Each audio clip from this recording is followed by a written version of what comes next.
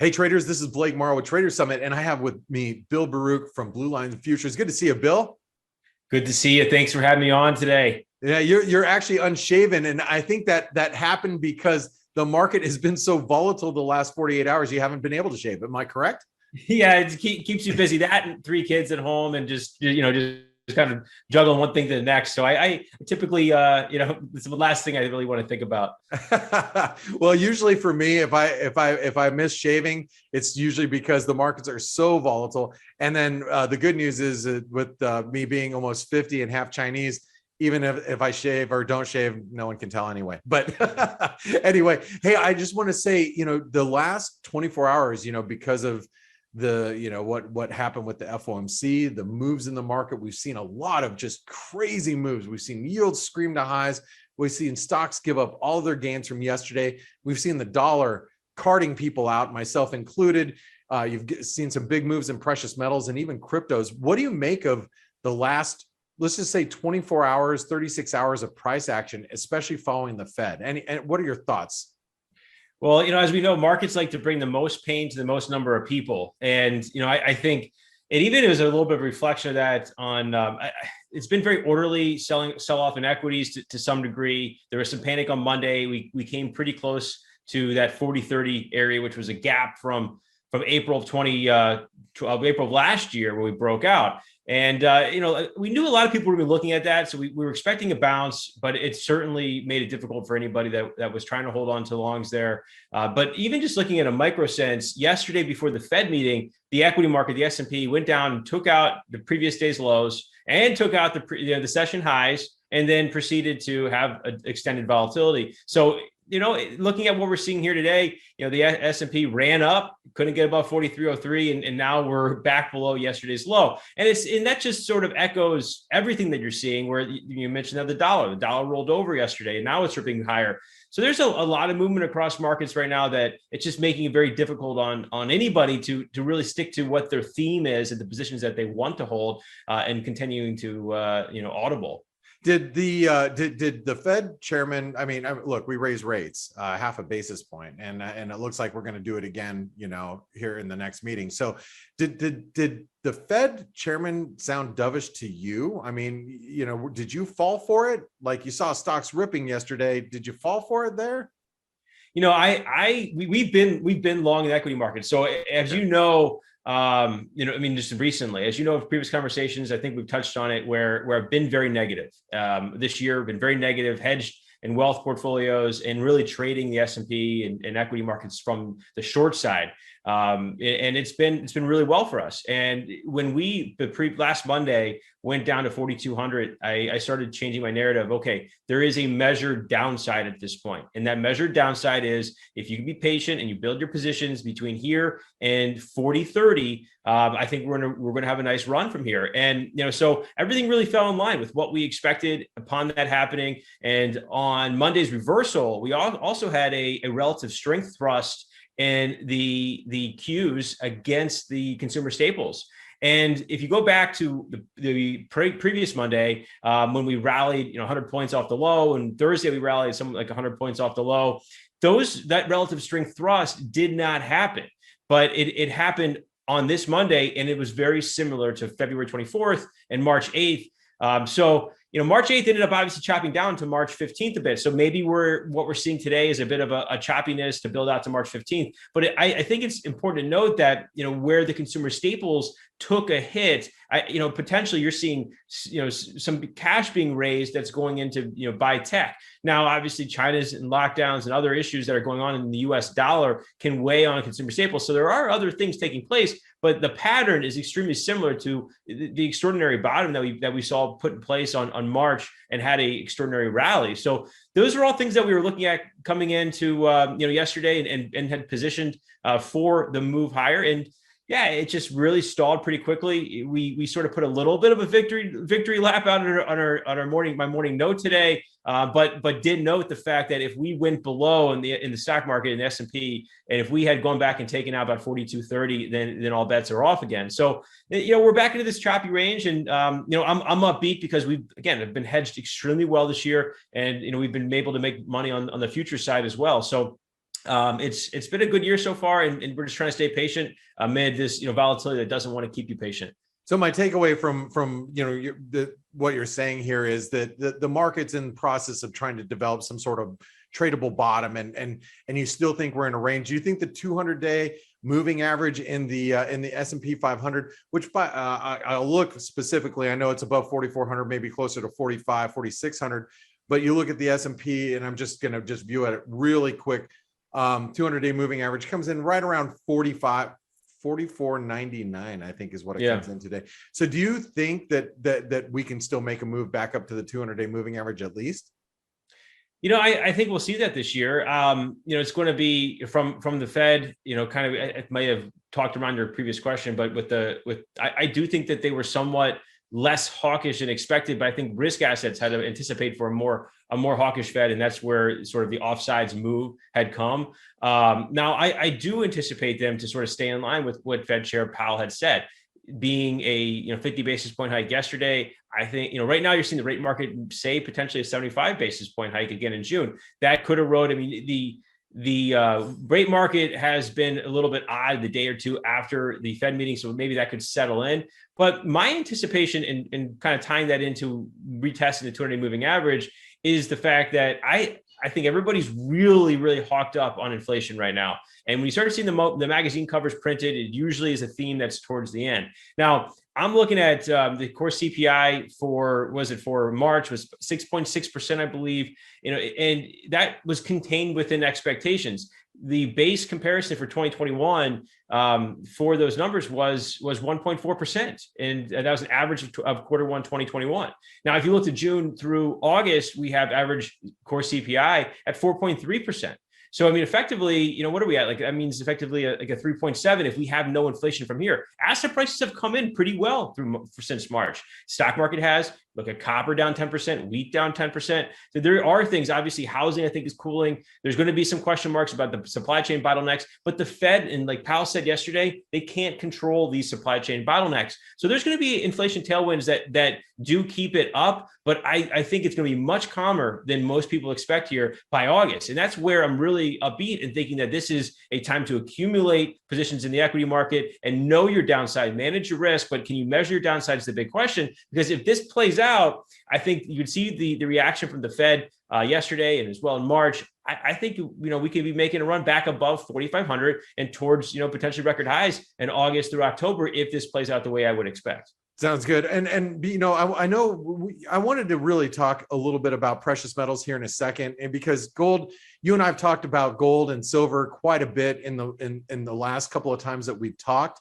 But before we do that, I just want to ask you really quick about non-farm payroll. I know by the time people watch this, non-farm payroll is probably going to be passed. We're going to see the market move a little bit. So I don't want to hold your feet to the fire here, but I want to ask you, are the jobs report, we haven't paid a lot of or very close of attention to the jobs report as of late. I know everybody's watching like the wage data, but are you going to start watching that headline number? Is it going to start to matter moving forward for you? Well, the job openings picked up, and I think there was I don't remember the exact number, but there was a lot of people who quit their job. And that has been a tailwind to more job openings. So, yeah, I think it's important to keep a pulse on the economy for that job number and to see at least continued growth. You don't want to see growth erode in that aspect of it. But yeah, the wage growth, the average hourly earnings of individuals, that's going to be pretty crucial because that's going to be an inflation tailwind if that continues to pick up. So I think it is overall important. But I'm looking at it as I think it's more likely that we could find ourselves in some Goldilocks scenario if the wages just remain calm and the job growth is lukewarm, but at least solid. So I think it could be a positive tailwind tomorrow. But if the market closes today, it's less about jobs, and we can start to see a severe negative gamma breach, which would the S&P closes below 4,100. I mean, there's really not much on a data point that's going to really stop it at that point potentially.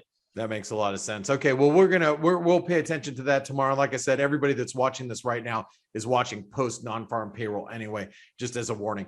Now, I want to talk a little bit about precious metals because, to be perfectly frank with you, they have not traded very well. I mean, in recent weeks. I mean, we look at gold, and gold's actually, come off here. This is a weekly chart in gold. We've seen it sell off over the last few weeks. What do you make of this move in gold? I mean, is this part of the narrative that inflationary pressures are coming off, or are you a buyer here? What do you think with gold?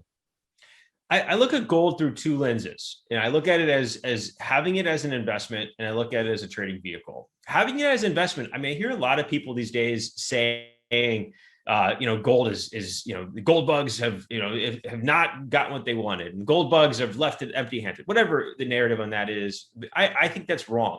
I think if you look back, what has gold done since the pandemic started, and since 2019, when the economy was fears of the slowing? Gold has had a tremendous run since then. And I think that can't go unnoticed. If you have a proper allocation to gold in your portfolio, it's done exactly what it needed to do, and it's gone up and it's hedged. Now, if you unfortunately had bought gold at the highs in 2020 or chased it higher, near 2000 this year, yeah, you're going to be in a very tough situation right now. And my narrative for gold has always been, you don't want to be buying gold when everybody's screaming for it. You want to be buying gold, when you want to be selling gold when everybody's screaming for it. You want to be buying gold when it sells off. And right now, I'm looking at, from a trading perspective, is it holding some constructive support levels? And it really battled very well at 1858.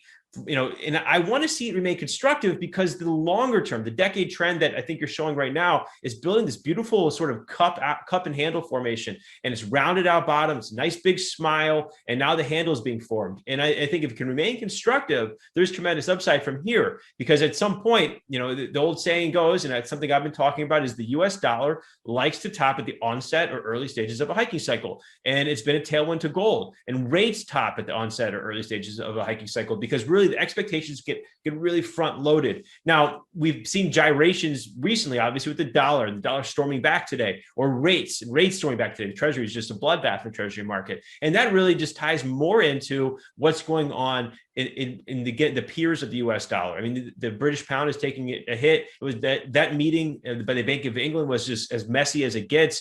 There was dissension. There was really no coordination there.